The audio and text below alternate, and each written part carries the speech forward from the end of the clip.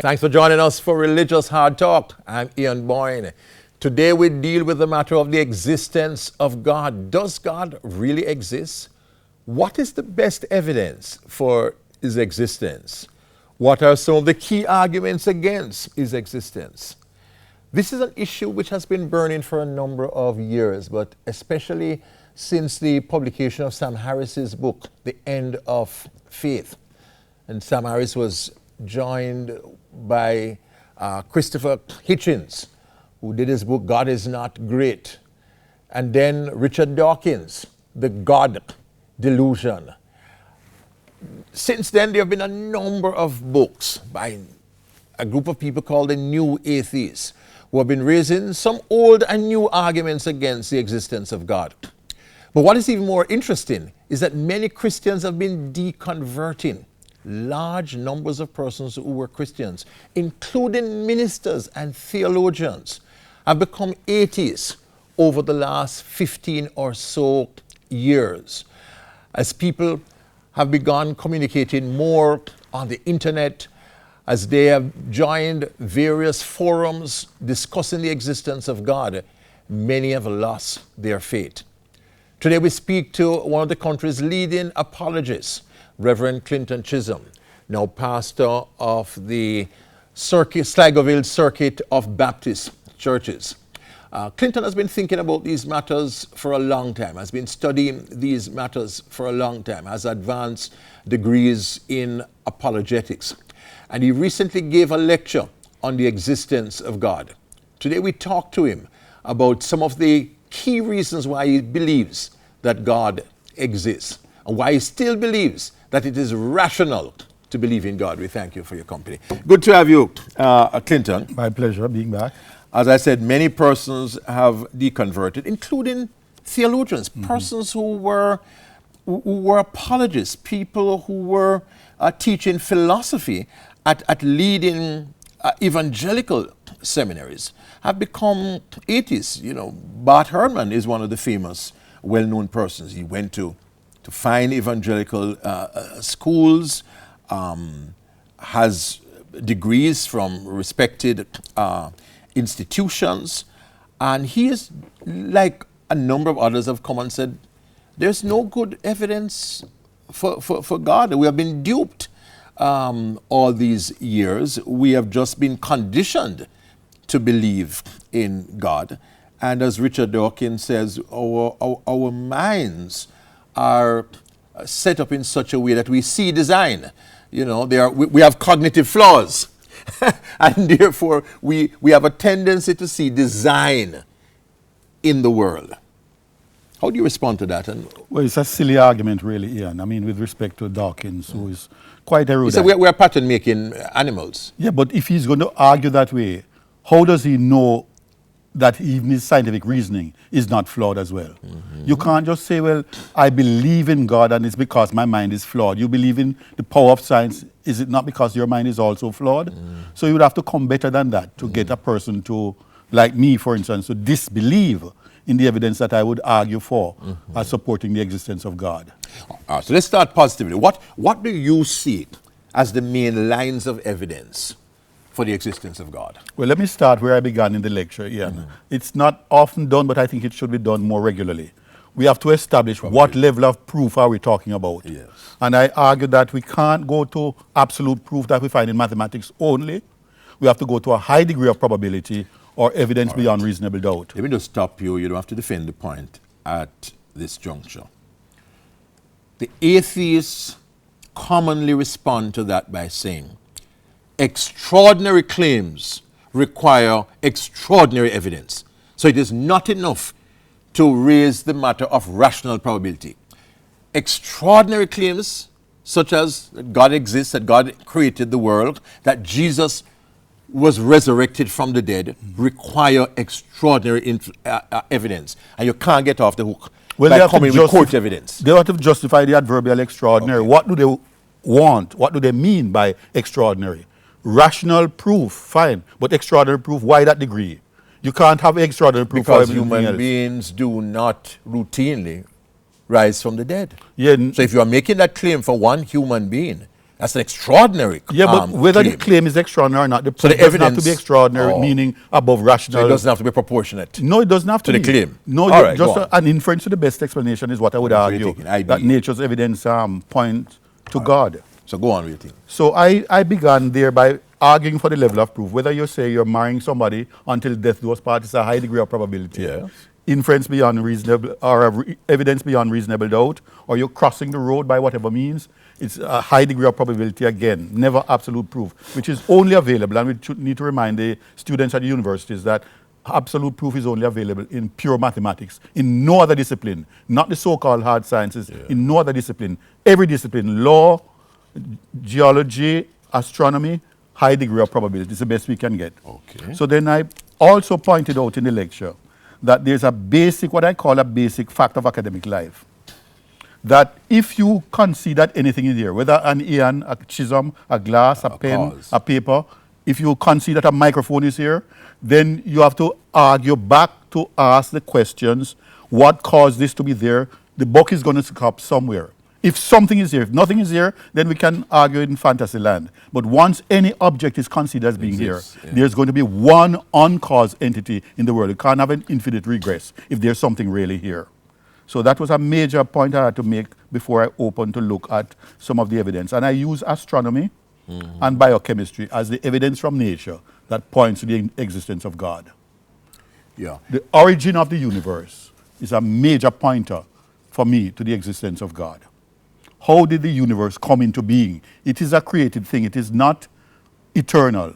Even though Carl Sagan used to believe that, I don't think any serious physicist would argue that the universe itself is eternal.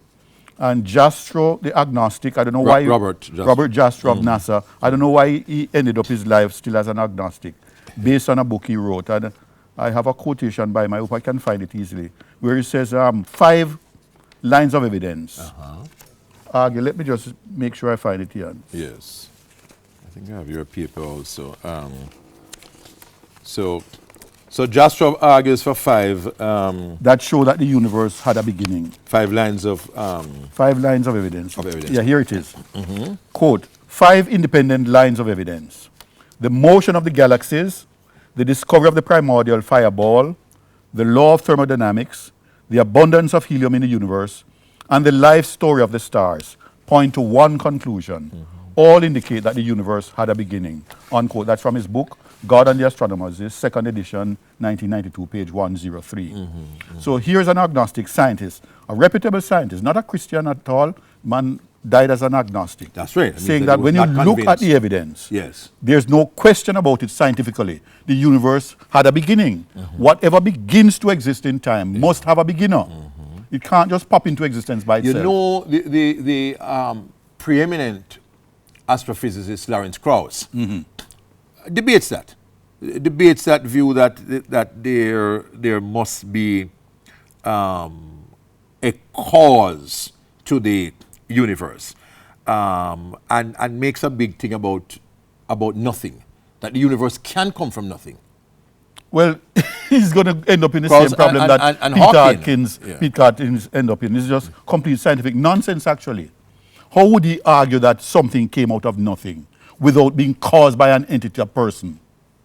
You're going to have serious Because, philosophical say, problems here. In quantum physics, there are things that you say you might not like the word pop into existence. They don't But I pop think into in existence quantum, scientifically, physics, that happens. No, it doesn't pop into existence Doesn't out pop of into nothingness. existence. No, the thing with quantum physics, and I'm not in the field at all, but I've read enough in there. Yeah. The problem with quantum mechanics is that you cannot check an entity for speed and position at the same time. You have to do one thing at a time. But it can't pop out of nothing. Just doesn't make sense.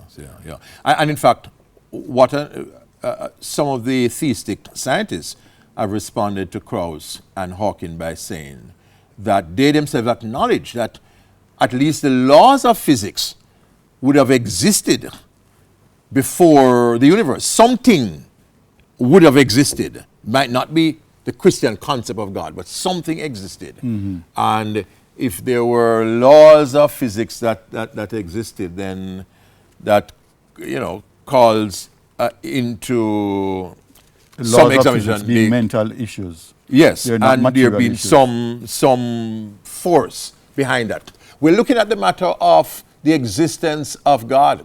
A number of Christians, including Christian ministers and theologians, have deconverted, have abandoned the Christian faith, no longer believe in the Bible, no longer believe in God.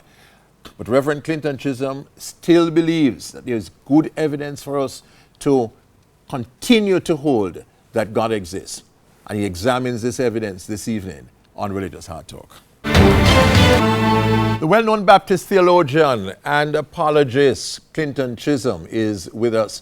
We're looking at the matter of the existence of God. You know, Religious Hard Talk deals with a variety of things, catering to a variety of audiences. This matter of whether God exists or not is a big matter. It interests people of all classes, of all strata. It is a very important issue. You might have to do some work and some thinking through the issues, but it is worth it. It's very important. So, Clinton, continue on the lines of evidence for God's existence. As I said, so the origin of the universe is a big thing. Crucial thing, right? Yeah, Big Bang. And Jastrow, well, whether you call it Big Bang or just the fact that the universe Came to originated, 13.7 billion it was years not ago. eternal. Yes. It came into existence. No steady state. An entity, whether a person or not, I would argue for a person, but an entity, whether a thing or a person, had to have caused it to come into being. It can't come into being by itself. A self-caused entity is nonsense philosophically But and you logically. know the idea of the multiverse, that if there are a number of universes, it wouldn't be as unlikely that one would have the kinds of properties that we have. So that the atheists have responded to that argument with a fine-tune and said that in a multiverse, that our universes would not really be unusual. One like ours would prop up. Yeah, but they're going back to a kind of a species of chance, which is bankrupt. I'm going to show you why in a moment's time. Mm-hmm. But even if one of them could just come up with a scientific basis for the multiverse idea, then I would take them serious. Yeah, so you can't just not established pop up an idea out of your head and say, well, let's consider this. Prove the practicality of a multiverse. It's bad enough you have one universe trying to explain how it originated and the complexity that it has. Yes. So a multiverse is just compounding the problem. Okay. If they want to make the problem harder for themselves, let them go ahead. Okay.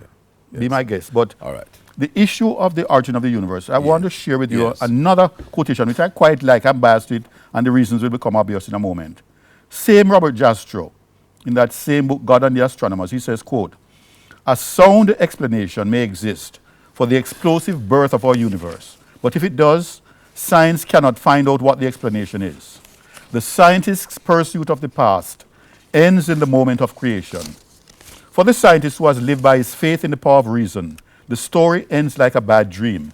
He has scaled the mountain of ignorance. He is about to conquer the highest peak. As he pulls himself over the final rock, he is greeted by a band of theologians who have been sitting there for centuries," unquote. So that the issue is, if you are following the evidence where it leads, you're going to have a problem explaining naturalistically or minus God the origination of the universe. How did it come into being? And worse, how does it continue in being? Because you don't just need an efficient cause to cause it to happen. You need a sustaining cause as well. Why hasn't the universe popped out of existence if it came in by chance out of nothing, as they claim? So the atheists would say, Clinton, that you similarly have a problem with God. Because if there's this huge problem with the existence of the universe and something as phenomenal as the universe, the origin of the universe, what about the origin of God? Where did God come from? Well, if you ask that question, it's a category mistake if the scientists ask that.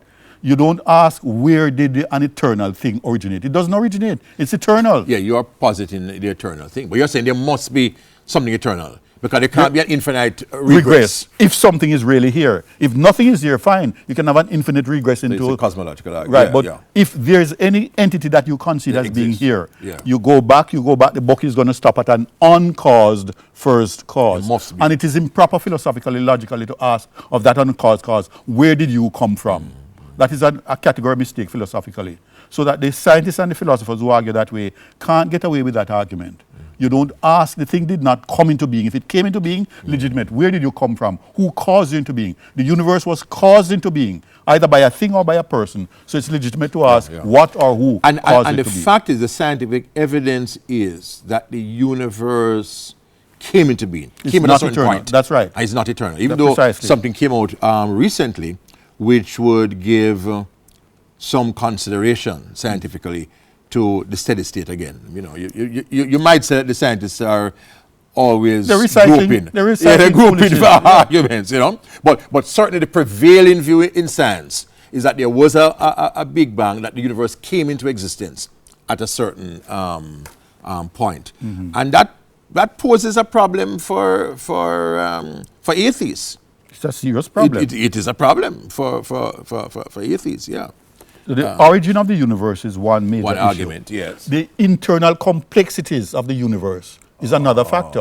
When you look at what makes up the universe, the whole totality of what we call the cosmos, the world, or the universe, you have a hard time explaining naturalistically or without invoking God for the complexity of the universe, which is going to bring us to the issue of biochemistry in terms of genetic information in all life forms. Complexity. Where did genetic information originate? And by the way, as I told one atheist who I was trying to get to respond to the lecture, and he backed off, that one of the reasons why Anthony Flew surrendered atheism for deism is that he says, I cannot explain naturalistically the origin of genetic information. How did genetic information arise? It is found everywhere you go. Once you find a life form, there's genetic information in that life form. How did that originate? You can't explain that naturalistically. Steve Meyer's done some good work. Oh, yes. Back in that. So the issue is going to be not just the origin of the universe, but the complexities within the universe cannot be easily or rationally explained, minus God. So we're just saying, what is the inference of the best explanation? Here's a phenomenon that baffles our mind in terms of explanation. Here is a position that we are taking. We're positing that if you invoke an almighty mind, it makes better sense of the phenomena that we are looking at than if you say, well, it just happened and we really have no answer yet. Well, okay, fine, take your time and study it and see. But right now, if you were to make a conclusion, the inference to the best explanation because of the origin of the universe and the internal complexity of the universe in terms of nature and the information-rich nature of nature, you know, life forms, then you have to say there's a God. God makes better sense of the phenomena than any other argument that you might posit. Okay, yes. Are you moving to the fine-tuning? No, the fine-tuning is a nice side issue. I wasn't really going to go to that. I didn't use it in the lecture, actually. You didn't use fine-tuning at all? No. It was incidental for me. Because for me, the origin and the genetic information in terms of biochemistry are much more compelling than the fine-tuning. It's easier for the average person to grasp the issue of genetic information rather than fine-tuning. But the fine-tuning is also very important. But here's a cute little thing that I picked up from a fellow called Ray Varghese. He says, all right, scientists are fussy about the laws of nature. Miracles are out, Peter Atkins would say, because laws of nature are inflexible. They cannot be violated. Not by God, not by anybody. But then Varghese asked an interesting question, a series of questions actually. He says, quote, how were the laws of nature conceived? And just as important, how were things forced to follow the laws? What compels the protons and neutrons in an atom to be bound by strong nuclear forces that are strong enough to overcome the positive charges that could blow apart the nucleus? Who keeps the underlying laws of nature in place? Crucial questions to ask. When you talk about the laws of nature, how did they come about? Do we just accidentally stumble on them? And what caused them to have such power over nature so that nature follows inexorably the laws of nature? And the laws of nature would have to precede nature itself. So those laws would have to be around somehow before the universe itself came into being. Either out of nothing, so the clown scientists claim, or before they were created by God, so we Christians would claim. So the best explanation then of the origin of the universe, given its contingent nature, fine-tuning even, and complexity, is an intelligent designer God, a personal causal agent, not nothingness, plus time, plus chance. And one philosophical cobweb that I try to brush away at the lecture was that when scientists use chance, some of them use it loosely. I have to say, Dawkins is an exception. He says it can't be pure chance. Not pure chance. Because chance is not a mechanism, it's not an entity. Chance cannot do anything at all. So when you say the universe popped into being blind. by chance, you're not said anything. Yeah. Drop the by chance and you haven't lost anything in the argument. Because chance is not an entity, has no causal powers. It can't create anything, it can't cause anything to come into being. Chance is a word we use loosely to mean when we don't have anybody planning the thing. But it's not an entity, it is not a substance, so it has no causative powers. So when you say so-and-so came into being by chance, you really have not said anything much except so-and-so came into being. Stop the by chance because that doesn't help. You need a mechanism that has causative power or causative force to bring a thing into being. You have a mind, fine. You have capabilities as a human person, fine, or a divine person, then I can accept that. But to say that the universe popped into being by chance, you have not given me a mechanism for how it came into being yet. Okay, yeah. What about what the majority of scientists say is the clear, indubitable scientific evidence, not theory, for evolution, for biological evolution? People are many Christians, including the present and past Pope, the Vatican, accept that evolution is a fact, not a theory. It depends on how you define evolution. Yeah, macro if by evolution. macro, Yeah, macro macro is evolution. nonsensical. Nonsensical. Here's Full of the words. No, I'm speaking strongly here because I'm when you have challenging serious those. scientists who believe, and you now come. I mean, a person like Dawkins would say that well, the atheists should be called brights. Because people like you who don't believe in God, you can't be educated. You can make any claim, justify the claim. Why should you be called brights as opposed to other people? Yes. We go to the same universities, we have the same level of degrees. Why do you think you're brighter than anybody else? Because the overwhelming evidence, he would say, is that evolution is a fact. But Ian, look, biological evolution stands and falls on biochemical evolution. Unless you can show me how. And this was Anthony Flu's problem why he gave up his atheism. If you can show scientifically how ordinary non-living matter became living, that's biochemical evolution. Then and only then you can talk about natural selection and biological evolution. Biochemical evolution has been dead in the water for the past 25 years. No serious scientist argues anymore that ordinary inanimate objects just became alive. How long would you want to put this glass here and believe that it will become living after X million years or however many years you want? It just can't budge. There's nothing within it to cause it to come alive unless somebody with power, supernatural power maybe, can cause it to come alive. So for Flu, the major problem is how do I get life from non-life? That's biological, biochemical evolution. Unless you have that, you can't talk about biological evolution. And then now the issue is going to be every entity, every life form has a particular structural plan for itself based on the genetic information in the gene pool. You can't get cat out of dog genes unless you put cat genes into dog genes. Cat will give rise to cat. Big cat, little cat, ugly cat, dirty cat, smelly cat, but still it's cat.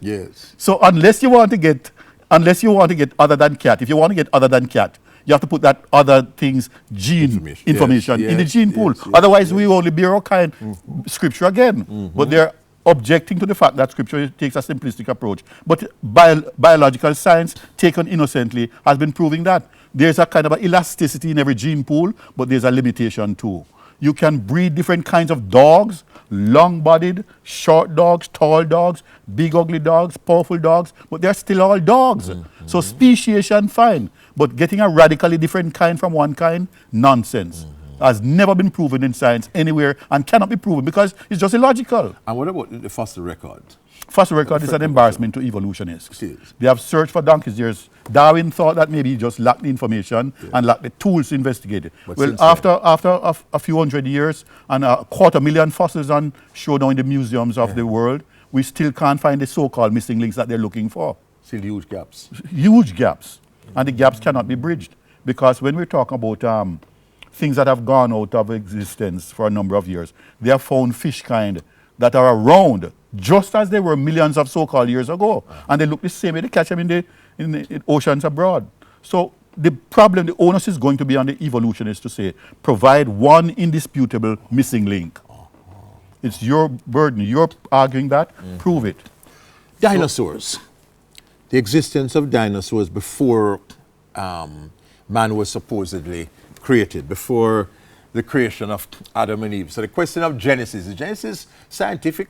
Did human beings really start with a literal pair? Well, there are many evangelicals, even many theologians rather, even evangelicals are now questioning the Adam and Eve story. Does Chisholm still believe in that? We explore that when we come back from a break on Religious Hard Talk. Welcome back. The highly respected Christian theologian and philosopher Clinton Chisholm is here with us on Religious Hard Talk, looking at the matter of the existence of God, evolution, Genesis, science and creation. So dinosaurs, the scientific evidence is that dinosaurs lived before human beings, that there was life on the earth before what Genesis tells us about, God making Adam and Eve out of dust. How you deal with the scientific evidence, Well, yeah, and the issue of the scientific evidence yes, is a moot point. But we have to bear in mind that the word dinosaurs entered the English language only in the late 18th or the early 19th century. No, but it's very, very important. It's not semantics. Yeah. It's much more than semantics. You call them dinosaurs or what? Yeah, but you see, what you find is that dinosaurs is an English word, okay? The same entities that we call dinosaurs in our later language. Chinese in ancient language called dragons. Yes. And you find petroglyphs. This is drawings on stones in caves where people are drawing the same kind of figures. So human beings were drawing them. We're living at the same time with dinosaurs. They most of, unless you say they're imaginative artists, so they imagine these beasts that look like what we call dinosaurs. Or they were seeing these things, grew up with them, and depicted them but does the in a Bible realistic tell us, way. give us an indication of these types of life? Not so much in terms of dinosaurs, but you find huge creatures in the book of Job. But they might not be called dinosaurs by virtue of structure, but huge creatures were around. They were around with man. I'm saying the petroglyphs raise serious questions. Where would these cavemen, so-called, and we talk disparagingly about these people as if only modern man has sense. They drew these objects, these animals that and they look saw, exactly like what we call dinosaurs today. So they could have been around with man. Well, unless they are very imaginative, surrealistic painters before the surrealists. But they were seeing these animals and they depicted them. But what about the scientists who say that the scientific evidence shows that the dinosaurs were here? Dinosaurs were here. Not denying that. Whether they were here, the dating, and the carbon scientific dating, scientific dating is not absolutely reliable. It's not. It's a good conjecture, high degree of probability. High degree of probability, I concede, but it's not perfect. And they have made blunders. I mean, the Mount St. Helens volcano erupted in a particular modern time. And when the rocks came or were spewed out, they took it to a place to test the age. And they had it as millions of years, and it just happened. So that it is good, but it is not. So it can be out by millions of years? Out by millions of years, and that has been proven time and again. Oh, yeah. They make blunders. In fact, Ian, usually, when you're taking something to be dated, in one of the labs especially, they ask you, the person bringing the artifact, what is the approximate age you think? So what we need to tell you that. If you're the specialist, find out what the age of the something and tell me. You're going to ask me why they want to have a rough idea what you think. No, just use your objective scientific examination and come up with an age. So it is not perfect. It's good for a number of purposes, but not perfect at all. So the aging issue, the dating thing is problematic. Right, it's problematic. You are saying, but where the Bible seems to, Clinton, to be out of sync with dating in terms of rocks, in terms of dinosaurs, in so many areas, doesn't that raise a suspicion to you that cumulatively as to whether it's not the Bible that is wrong rather than the scientific methods? Well, rationally. If they were cumulative, I would have to say this one has credence, this one has credence, and then you can accumulate them. But you have 3 broken legs and you put them together, you don't get a good leg. So these are allegations. Leaky buckets, prove to me that this one stands up on its own merits, and this other one stands on its own merit, and this other one. Then we can say cumulatively they are making a convincing case. But 3 straw men don't make one good man. Yeah. The argument about the flood, scientists... But before you go there, okay, Ian, all right, go on, yes. the primordial peer issue, we have a cruel option. All right, let us see. Who has given rise to us? Either primordial peer called Adam and Eve, Yeah. or whatever name you want to give to them. You know, but there has to be a primordial peer. There must be a primordial. There has to be. In science, they talk about mitochondrial Eve, the first woman, okay, and the counterpart for Adam, or the first man. But there's a primordial peer. Otherwise, you have the cruel option of a primordial slime.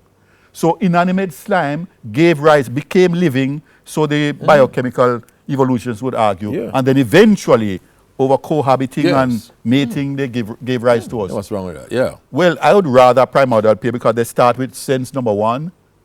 They're rational. Not matter where you would rather.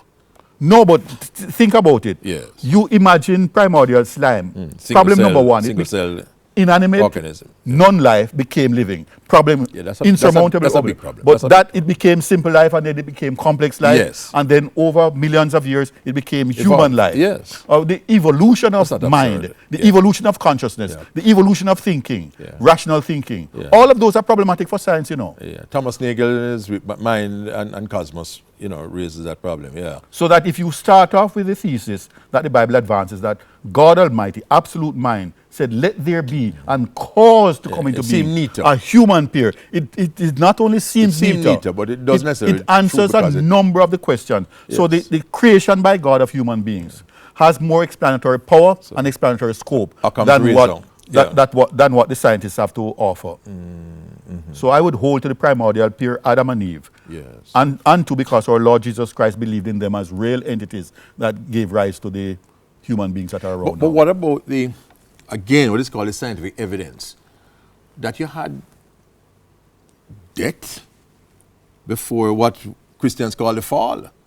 That that built in the biological structures is this thing of mortality.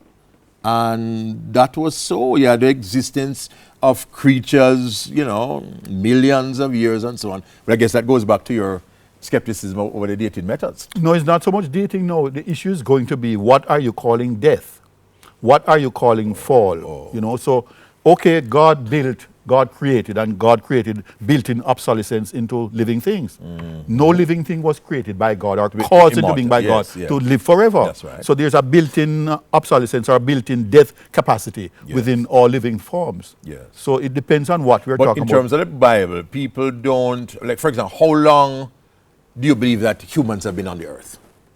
What's your view on that?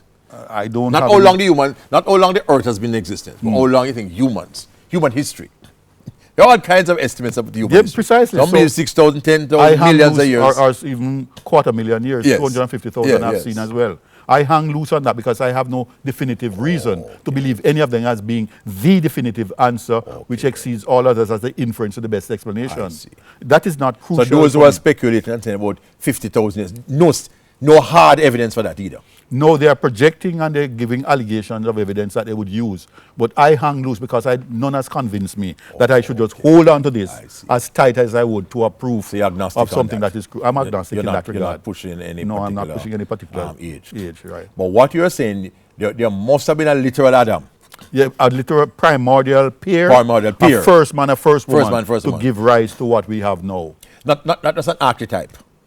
Archetype meaning a symbolic figure. That's No, right. it has to be a real somebody. Has to be a real- I have a real brain and all of us have real brains. Some of us don't use it well. But that doesn't matter. But the point is, if we started with a primordial peer that had ratiocination and can think in the abstract, then I more swallow that than to tell me that Evolved, inanimate thing God became made. living and mind evolved, Yeah, consciousness yeah, yeah, evolved, yeah. self-conscious evolved. Absolute rubbish. Okay. I'd rather believe in the primordial So what do peer. you think about those Christians who accept evolution? You know, they are atheistic evolutionists. Yes, I don't know how they Is it bring the two contrary? together because Your good friend Barry Wade is a theistic evolutionist. yeah, well, I don't know if he agrees with you on that. I've never heard it from his lips, so Well, I it take is- that by faith. But theistic evolutionists have a problem. How do They you have a problem? They have a serious problem. Tell me. How do you bring God as a planner organizer he into a allowed- process that is essentially unplanned, undirected? Well, that's a method he used. So God Almighty, a thinker, a designer, he used that method would for use an evolution. unplanned process to cause living things to propagate They said on the that, earth. yeah.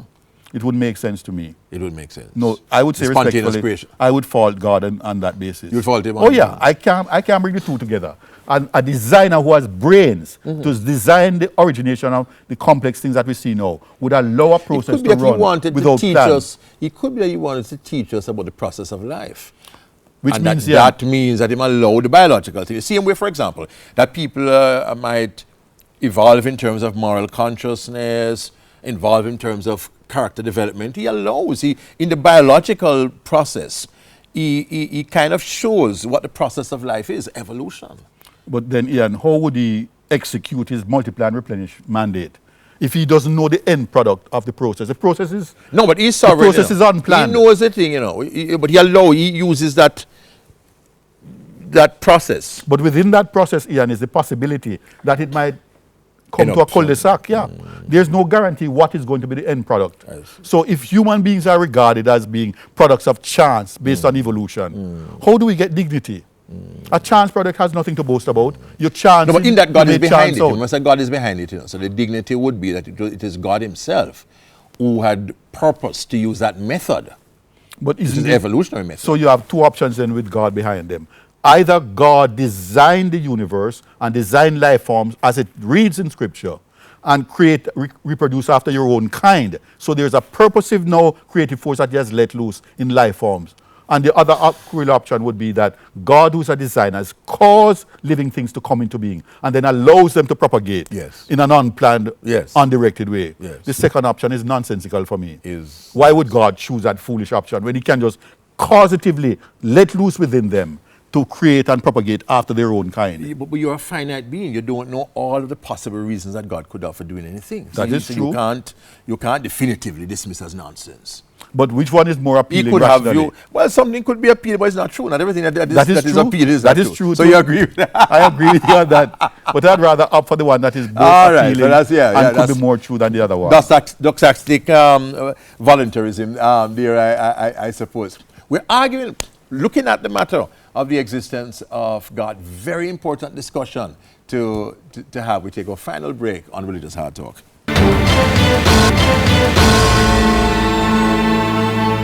Does God really exist? Or is it just that we need a father figure? We don't want to feel alone in the universe. We look around us, we say there must be a God. Well, there are a lot of rational people. In fact, the vast majority of scientists and philosophers do not believe in God. The polls done among the leading scientists, the leading philosophers show that they are atheists or agnostics. Yes, there are scientists who believe in God, but they are in the minority. Yes, there are philosophers who believe in God, but they are in the minority. The majority of people who are looking at the scientific and the philosophical evidence come away and say God doesn't exist. How do you deal with that?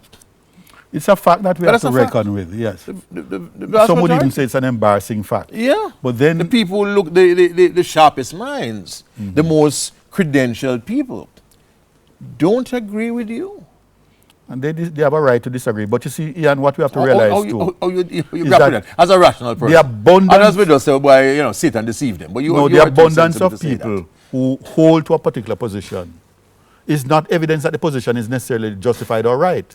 But the fact is that the plurality of people hold to that position. For instance, what I call the intimidatingly brilliant astrophysicist Neil deGrasse Tyson mocks the idea of an intelligent designer by pointing out insightfully, I think, to the life-threatening and dangerous zones of the universe and of Earth. But his students, in my limited view, forgets a few things. One, the universe is not now as it was created by God. And two, he can do science as an astronomer, astrophysicist, because God has created the world orderly. If the world was an accidental offshoot of nothingness, then he couldn't do science. It's law governed. He couldn't do science at all. So he has to give credit to the fact that he's experimenting with an orderly universe, created so by God, and the universe is obeying the laws of nature. Reason. How does the atheist account for the reliability of reason? How does he account for the fact that the world as it exists really accords with our mind, and that we have minds that can understand the reality out there? Understand science. You know, Plantinga's raised a very strong argument against evolution, just based on reason, that the existence of reason and the reliability of reason seems to count against the chance. And it's along the line of how do you explain self-consciousness? Consciousness one and self-consciousness two. And that's Those another are big thing, difficult issues. Among the atheists Difficult. admit that's Yes, a big difficult, problem. yeah, major, How you major account issue. for the fact that because the mind and brain are separate. That's right. Brain cannot account for mind. Mind. And even if they are related, a serious problem. even if mind depends on brain, they are not equal. That's right. But people have to understand what equality is in philosophy. Absolutely. If that thing is equal to another thing, anything you say of the one must be true of the other. If you can say anything of the one which you can't say of the other, then they're not equal. They might be similar, but they're definitely not equal. So mind may be dependent on brain, but mind and brain are not the same thing. It's like if you think of a pink elephant. If you cut your brain up, you're not going to see pinkness in your brain. So to go back to that question that I had asked about why all these great scientists and philosophers don't believe. The fact is that there are a number of non-cognitive things that influence belief. So the fact that certain people believe something, and of course a lot of research now in neuroscience shows that people don't make decisions, even highly intelligent people, just based on rational, strict evidence. So there are any number of things that a Christian can raise, the problem of sin, the influence of sin, all of these things, that once a Christian position is right, those, what Christians call the noetic effects of sin, can account for the fact that so many scientists do not believe. Plus the duress of peer and some of them group, don't want to believe. peer group pressure. Absolutely right. People who study in the same universities Absolutely think alike. They don't stop Precisely. and say, but hold on. It's true. What make me really believe There's that? received wisdom. Yes. So your colleagues believe that. You don't course. want to lose your prestige and your course. reputation amongst them. Yes. So you just go along with the line. But if you take them one away and say, no, why do you personally still believe in biological evolution? Since biochemical evolution is so suspect. Why do you personally? Well, I am naturally, I am my. They can't come up with anything. But when they're with the There's group, a prejudice they against parrot theism. the poetry that they have all learned at university. Absolutely right. That this is a fact. It's no longer simply a theory.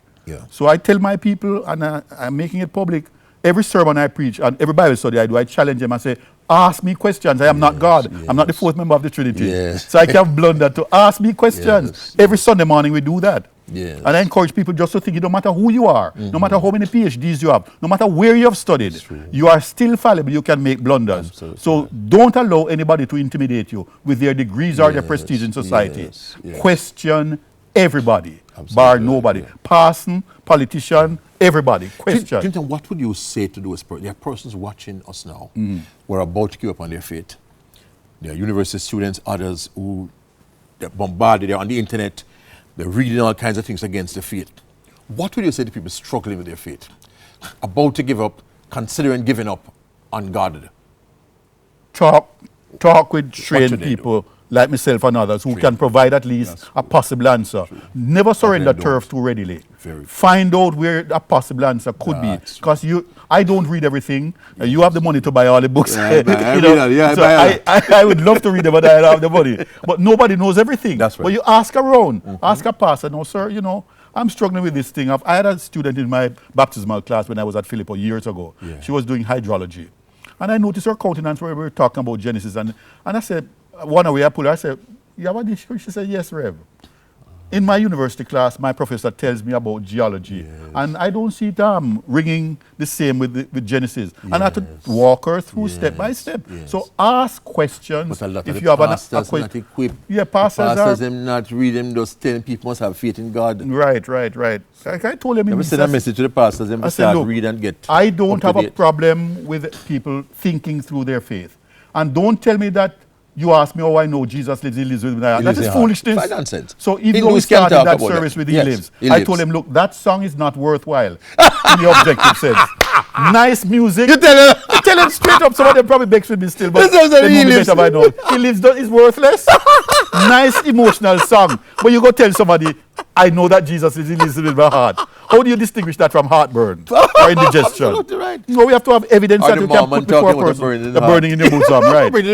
You have to be able to put it before a person who's sensible and say, look, here is the evidence why I believe Jesus rose from the dead, bodily, literally.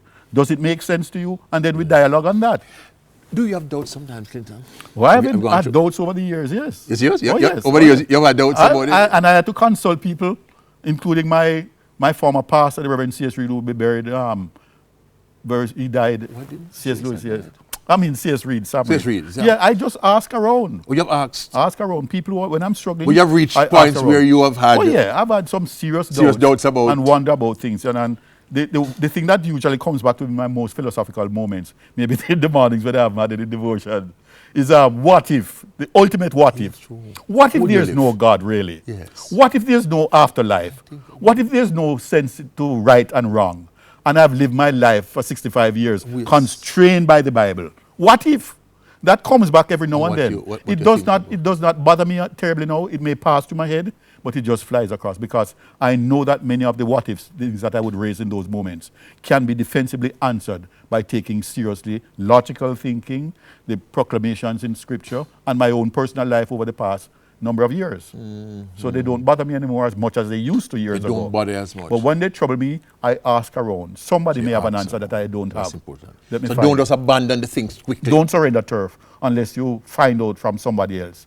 What your pastor may not know, another pastor could know. absolutely right. And I tell my people, if I don't know it, I'll find the best around Find the and best get the food to you. Yes. But I'm not going to leave you hungering for food, which I can't provide and you're not eating. No, I'm going to find it wherever it is. I'm going to find it for you. And you'll encourage Christians, Clinton, to think through their faith, to read, to expose Oh, themselves. yes, oh, yes. A lady got upset with me. I know her name, but I protect her identity on national TV.